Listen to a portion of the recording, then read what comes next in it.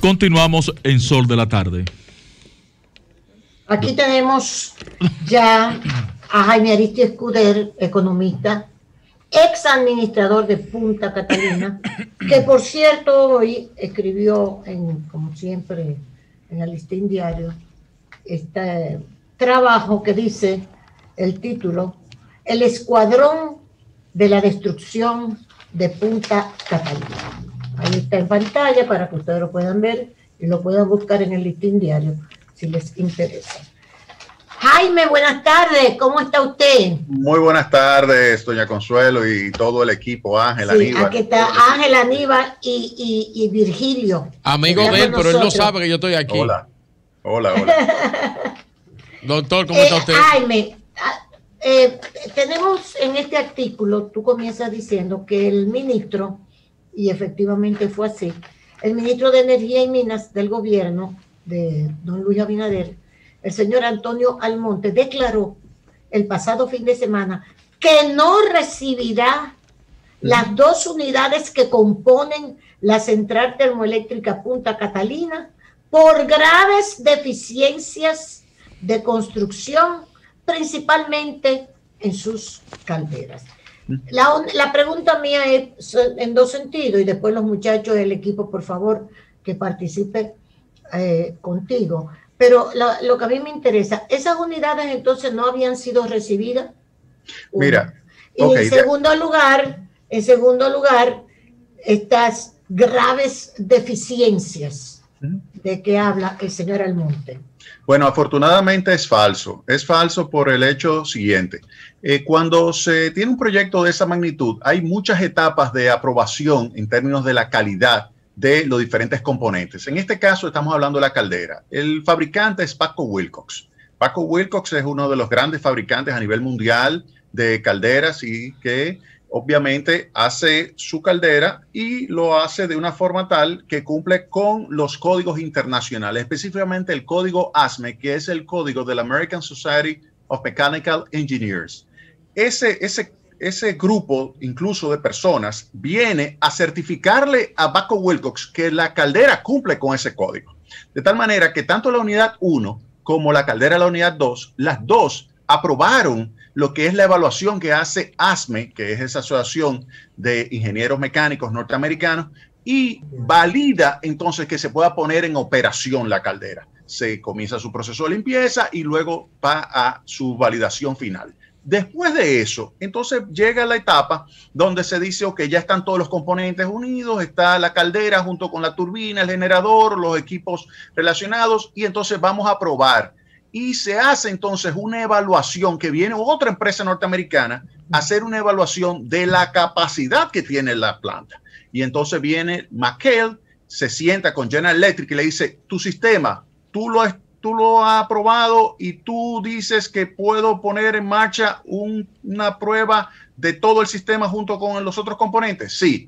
Le pregunta a Paco Wilcox lo mismo, le pregunta a Hammond lo mismo y así sucesivamente. Eso se hizo y las 2 pruebas pasaron el desempeño por encima de lo que se había establecido en el contrato. Por eso es que nosotros decíamos, a diferencia del ministro cuando estaba en oposición, nosotros decíamos que la planta era más grande de lo que se había contratado. Se había contratado en términos netos 337 megavatios y al final resultaron ser las 2, 345 megavatios y 347 megavatios. Es decir, que las 2 son más eficientes y más grandes de lo que se había establecido. Ahora, otra prueba de que lo que dice el ministro no es correcto es lo siguiente.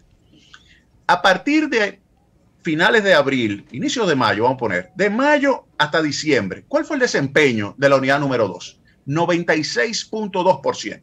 96.2% de disponibilidad significa que está muy por encima de lo que es el promedio de disponibilidad de las plantas a carbón, que es de alrededor de 87%.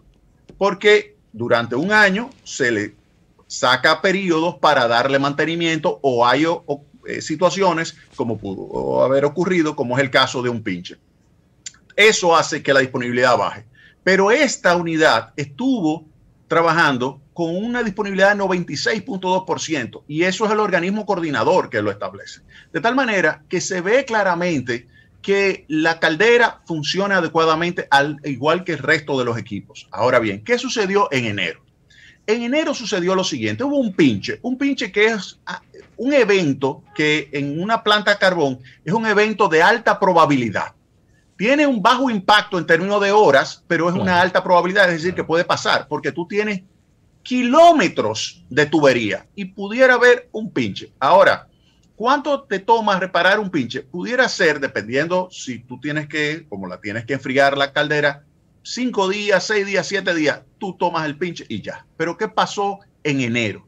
En enero, cuando se registró ese pinche, no se detuvo inmediatamente, y a eso es que yo le critico a las actuales autoridades que despidieron al superintendente de operaciones, el superintendente de mantenimiento, la jefa encargada del sistema de control de calidad de aire y otros se fueron. ¿Qué significa eso? Que esos técnicos que podían tomar la decisión rápido de decirle, sácame la planta, tan pronto se registró ese pinche, pues como no estaban ahí, no había persona con experiencia que lo pudiera sustituir y siguieron operando la máquina. Siguen operando la máquina por más de 5 horas y daña más de 30 tubos. Ay, y por eso es que ha pasado el periodo de reparación, enero completo, febrero completo, y ya estamos a mitad de marzo y todavía no la han puesto. No la han puesto. Porque entonces, ellos anunciaron que le iban a poner. Claro, la anunciaron que le iban a poner, pero ¿qué sucedió? Eso yo también lo narro. ¿Qué sucedió? Cuando iban a hacer el arranque de la máquina, parece que hubo un fallo en el arranque, porque, ¿qué te digo? Si tú despides a los que son los líderes, aunque tú tengas buenos entrenados abajo, óyeme, el liderazgo no se sustituye a un general.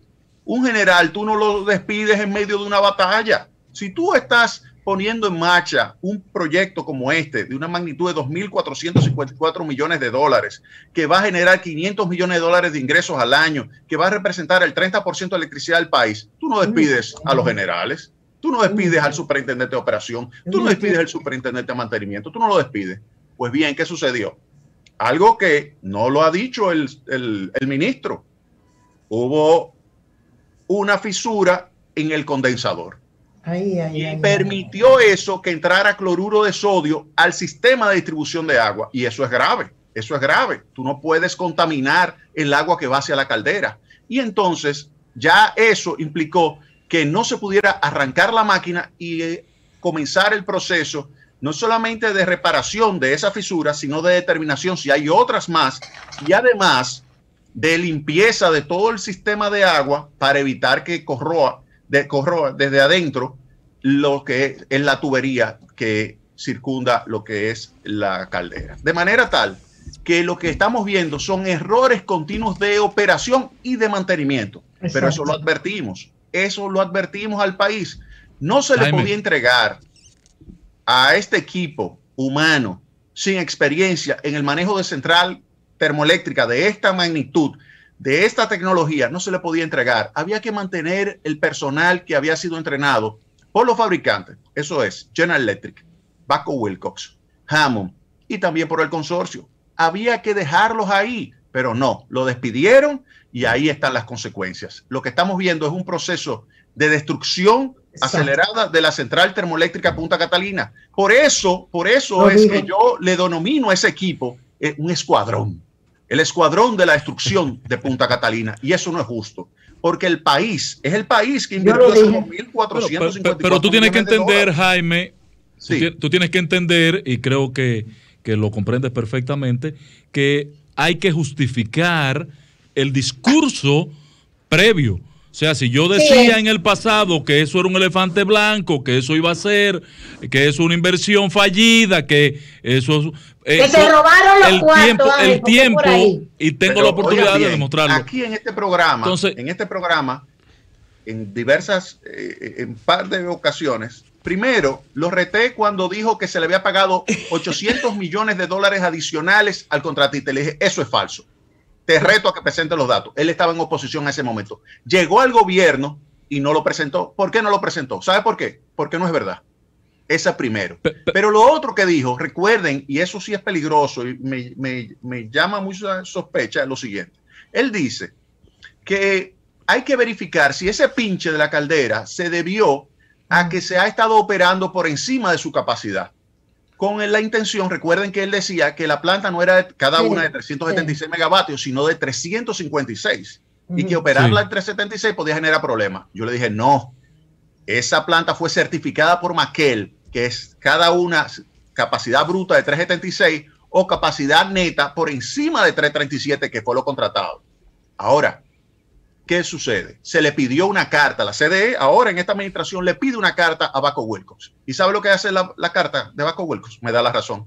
Dice la carta que el tamaño de cada una de las unidades que ella fabricó en términos de caldera genera el vapor suficiente para que los equipos de General Electric produzcan cada uno de ellas 376 megavatios. Es decir, que me da la razón. Ahora la pregunta es, ¿por qué el ministro no publica esa carta? Reto al ministro Antonio Almonte a que publique la carta de Babcock Wilcox, donde dice claramente que la capacidad de sus equipos, las calderas, es para generar el vapor suficiente para que los equipos de General Electric generen a su vez electricidad por 376 megavatios y no como él decía que era 356 megavatios. Que la publique la carta. Esa carta llegó el 12 de febrero de este año, 12 de febrero de este año, a la Corporación Dominicana de Empresas Eléctricas Estatales, que es la por segunda vez, Jaime Aristi, tú eres preciso y utilizas nuestro espacio para ser tan contundente como lo está haciendo en este momento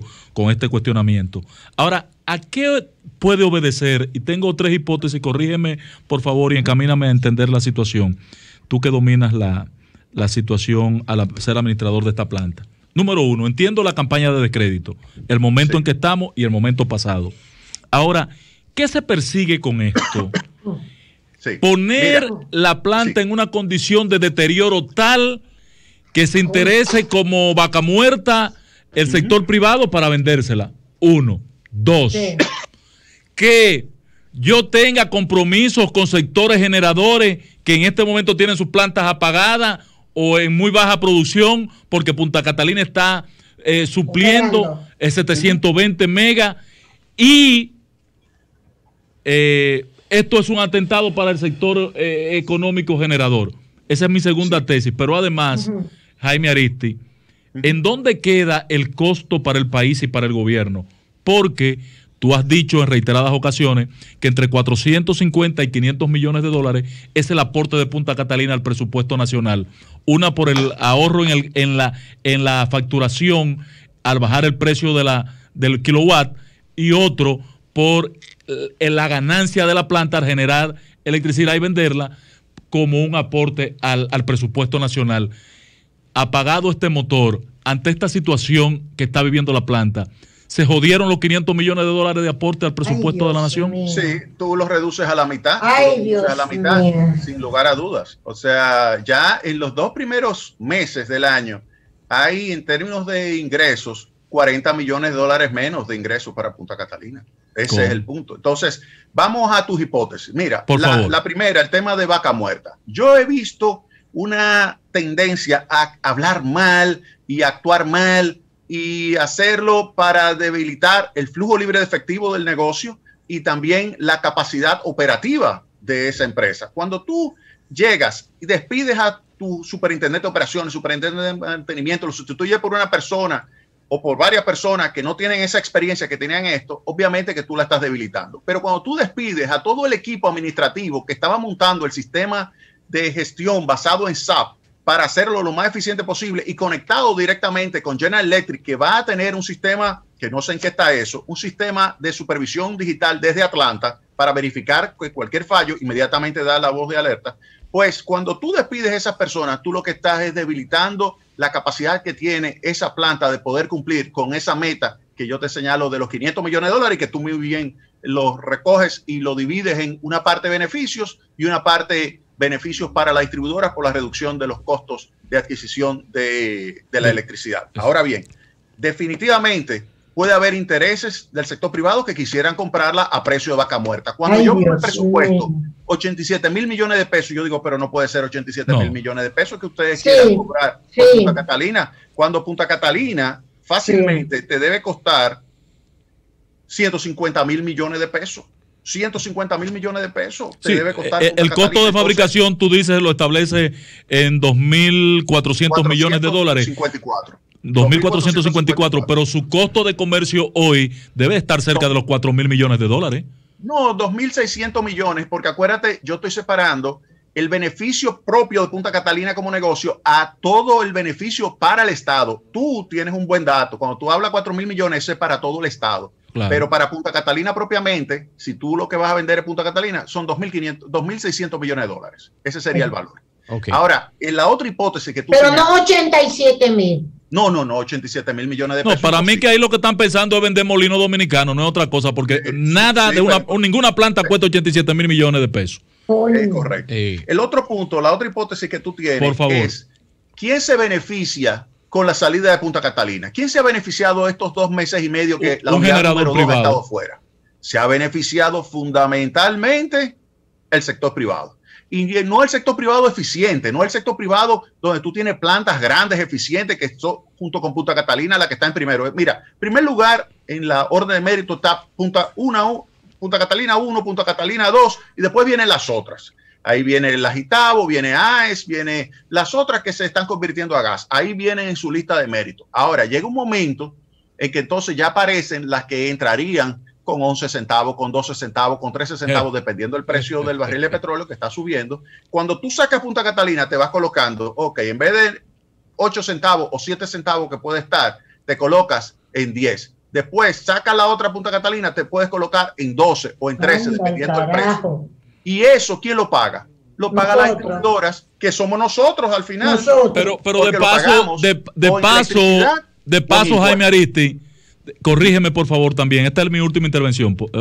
Corrígeme por favor. Adelante. En el caso de esa situación, como tú perfectamente la describes, como financista que eres, que dominas el tema, ¿no se lleva de paso eso, la credibilidad también de las EDES? Porque ahora resultará que las EDES que estaban comprando una energía a 6, 7, 8 centavos de dólar, ahora van a terminar comprándola al doble, lo cual las va a demostrar que estas entidades son ineficientes, no tienen capacidad, por cuanto vamos a venderla también y vamos a privatizar las EDES. ¿Otra vez? Sí. Entonces, si tú intentas, óyeme, si tú debilitas a Punta Catalina, no la mantienes en el sistema, las EDES pierden valor inmediatamente también.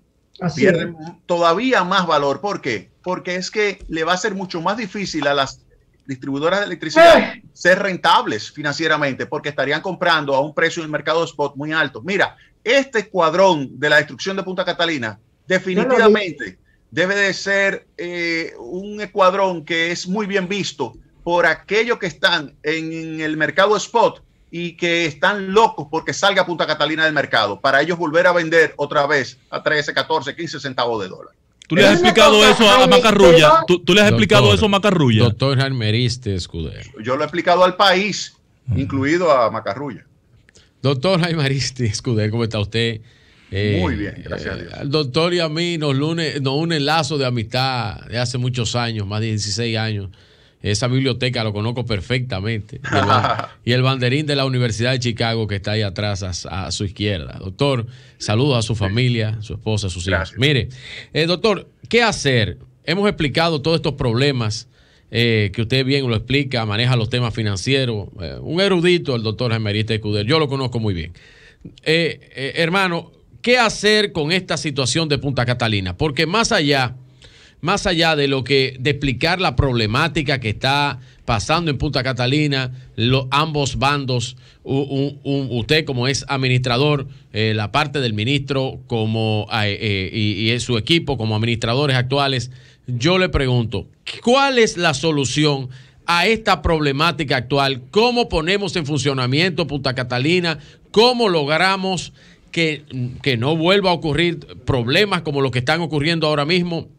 ¿Y cómo logramos optimizar ese servicio para que la planta, el costo que el Estado, el gobierno, los dominicanos hicimos sobre ella, sea rentable para nosotros mismos? Sí, mira, lo primero es que el presidente tiene que tomar la decisión de mandar un mensaje al equipo que está gestionando y decirle, ustedes tienen que gestionar Punta Catalina a favor del pueblo dominicano. eso significa que ustedes tienen que fortalecer nuevamente el equipo humano técnico que la gestiona. Vuelvan a recontratar a esas personas.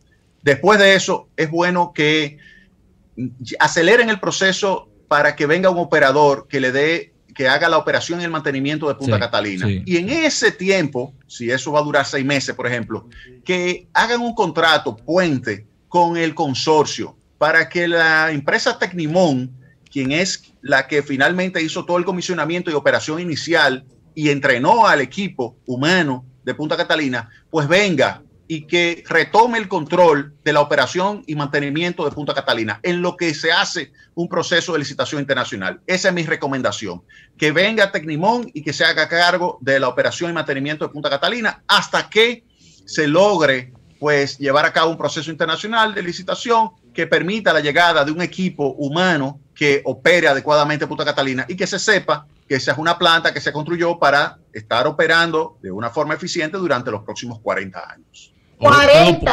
¿Puedo ponerle un aderezo a esa recomendación, Aristi? ¿Cómo fue, perdón? Si puedo poner un aderezo a esa recomendación tan profesional y técnica. Sí, yo creo que el presidente tiene que tomar cartas en el asunto, cancelar a todo ese equipo que está conspirando contra Punta Catalina y la estabilidad eléctrica del país, y llamar la atención a un maldito gabinete que Luis Abinader nombró, que está a la cabeza Macarrulla y el señor César Marrancini, que no están haciendo lo que están llamando a hacer también para salvaguardar ese patrimonio del país. Eso es así. Bueno, Aníbal. Gracias. Jaime, ¿cómo estás? Bien, bien, Aníbal, ¿cómo tú estás? Bueno, Jaime, ¿cuáles serían las repercusiones internacionales de esto que tú has descrito y que está sucediendo? Esta pregunta está muy buena. Sí. Perdón, Con Aníbal. Punta Catalina. Mira, perdón, o sea, cuando este señor dice que me dijo a mí que Punta Catalina era un comedero de chivo, a mí y a Ángel Acosta, cuando se estaba construyendo Punta Catalina, eso no existe, eso es un comedero de chivos. No dijo en una entrevista ese señor.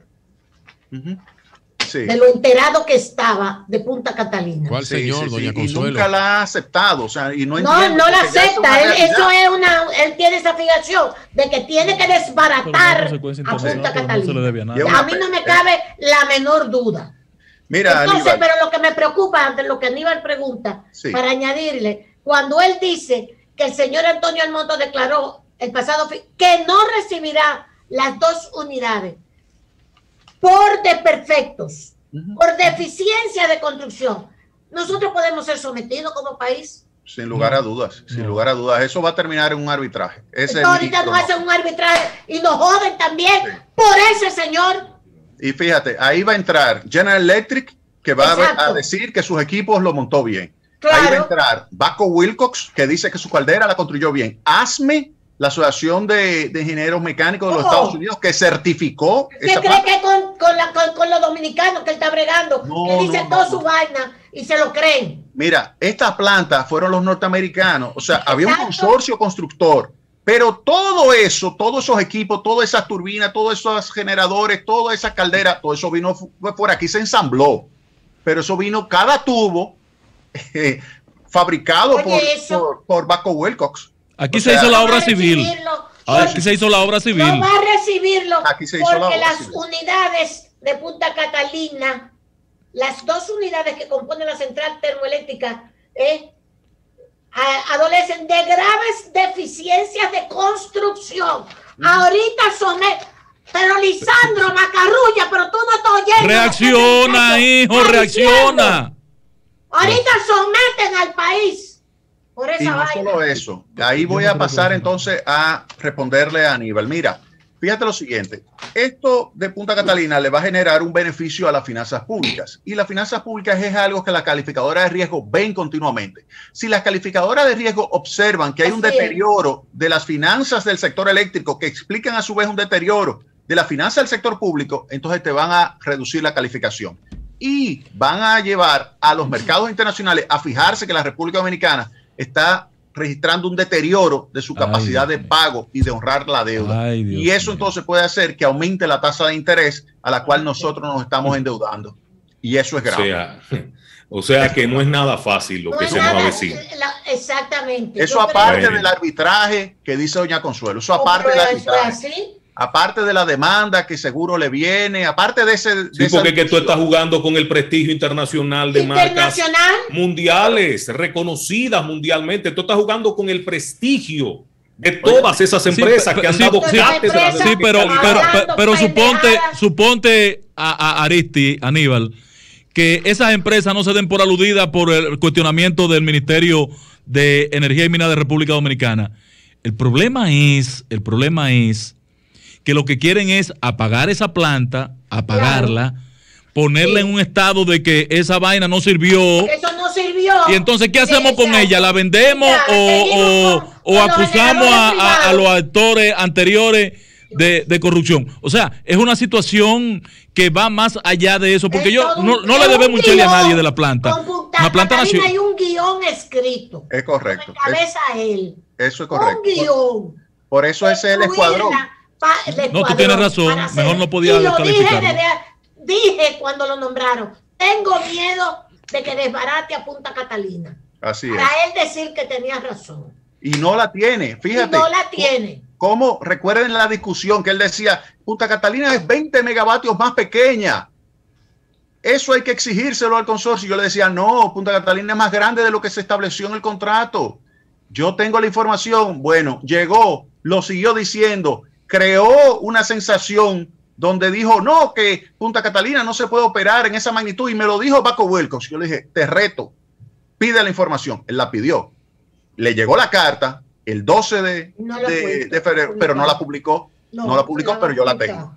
Yo la tengo, la carta. Yo la tengo. Es que yo tengo certificaciones de cada una de esas entidades internacionales, de esas grandes empresas. Yo tengo la certificación de las buenas prácticas de manufactura que llevaron a cabo y que certifican que todos esos equipos se instalaron correctamente y que operan correctamente. Ahora, si después de 7 meses de operación sin darle un mantenimiento adecuado, usted la destruye, esa es responsabilidad suya. Él dice, no, vamos a llamar responsabilidad. Sí, yo quiero llamar responsabilidades.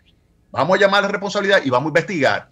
¿Por qué si yo te la entrego operando al 100% de capacidad? El día que yo la entregué, el 18 de agosto, estaba operando al 100%. Luego, si tú tomas desde mayo hasta diciembre, operó 96.2%. ¿Por qué entonces tú dejas que se desplome? Y después que la desploma, hace que un error de operación produzca un daño mayor de más de 30 tubos de la caldera.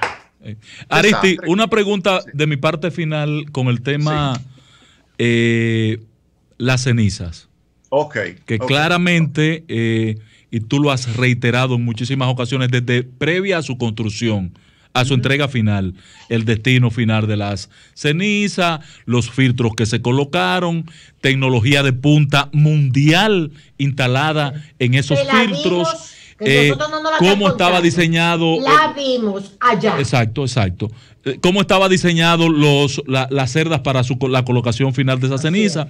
El uso que se le puede dar a esa ceniza hasta para construir planchas de chirrop. Todo esto, el uso múltiple que se le puede dar para la construcción de cemento, para la estabilización de suelo, todo aquello. Patrón, aparece ahora de nuevo el grupo de vaina de cambio climatológico y el otro, y ahora de que una universidad también de Estados Unidos. ¿Cuál es la veracidad de esto? ¿Qué es lo que hay detrás de esto con el tema ahora del daño medioambiental que se suma a la otra campaña?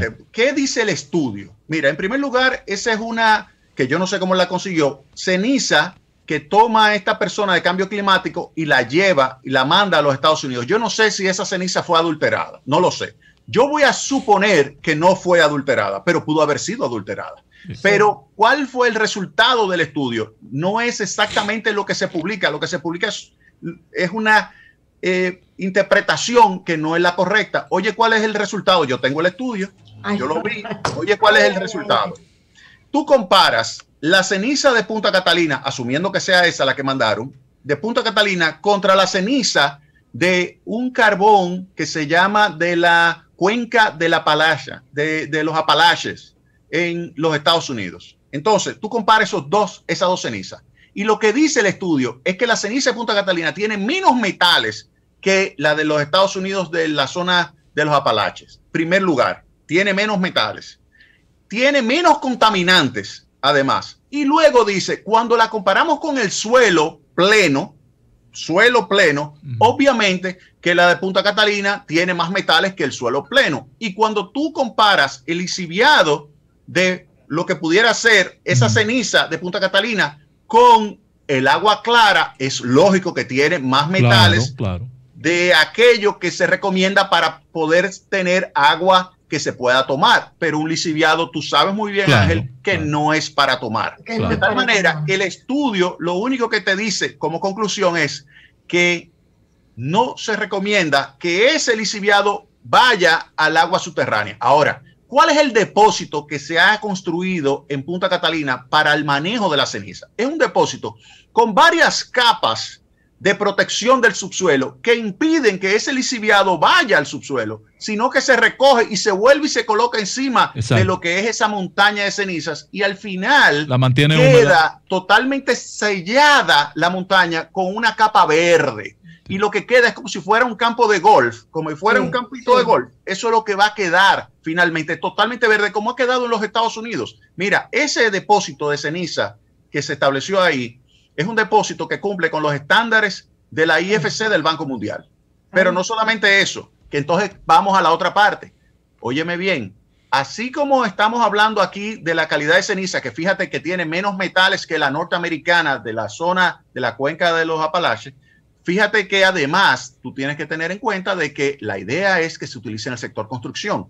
Lo que sucede es que ya tienen que ponerse las pilas y comenzar a hacer pruebas. Por ejemplo, el presidente dice, vamos a hacer un muro. Bueno, pruébame con ese material. ¡Qué bien! Úsame el material de Punta Catalina. Y en la estabilización de suelo. Como base para tú construir el muro. Utilízame para nivelar terreno, utilízame para relleno de minas. Tú puedes utilizar muchísimo ese material, porque si Japón, que produce 18 millones de toneladas de ese subproducto, lo utiliza en su totalidad, ¿por qué nosotros no lo podemos utilizar? Vamos a traer tecnología japonesa para utilizarla en el sector construcción. ¡Ay, Dios mío! O sea que se puede. Jaime Ariti, Dios te bendiga. No, gracias, doña Consuelo, y gracias a todos ustedes por la oportunidad que siempre me han dado. Doctor, muchas gracias. Feliz tarde. Un abrazo a su familia. Gracias a ustedes. Me hace sentir muy orgullosa. Gracias, doña Consuelo. Dios te bendiga. Gracias. Señores, seguimos. Vamos a la pausa.